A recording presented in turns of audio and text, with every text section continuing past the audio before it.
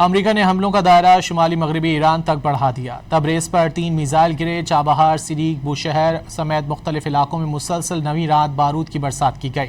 امریکی حملے کے بعد خورموج میں بجلی کی فراہمی معطل ہو گئی۔ سینٹ کام کے مطابق ایرانی فوجی کمانڈ سینٹرز، فضائی دفاعی اور ساحلی نگرانی کے مراکز کو ٹارگٹ کیا گیا۔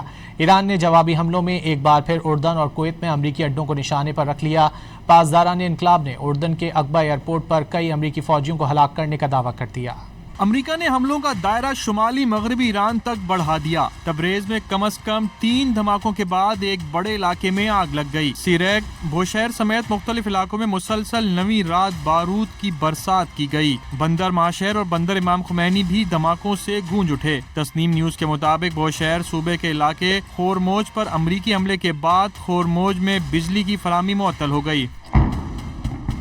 سینٹ کام کے مطابق امریکی فوج نے ایران پر مسلسل نویں رات فضائی حملے مکمل کر لیے۔ حملوں میں ایرانی فوجی کمانڈ سینٹرز، فضائی دفاعی اور ساحلی نگرانی کے مراکز کو نشانہ بنایا۔ دوسری جانب پاسداران انقلاب نے کرمان شاہ صوبے کے علاقے اسلام آباد غرب میں امریکی MQ-9 ڈرون مار گرانے کا دعویٰ کیا۔ امریکی بمباری کے جواب میں ایران کے بھی تابڑ توڑ حملے جاری ہیں۔ پاسداران انقلاب نے ایک بار پھر اردن اور کویت میں امریکی اڈوں کو نشانہ پر رکھ لیا۔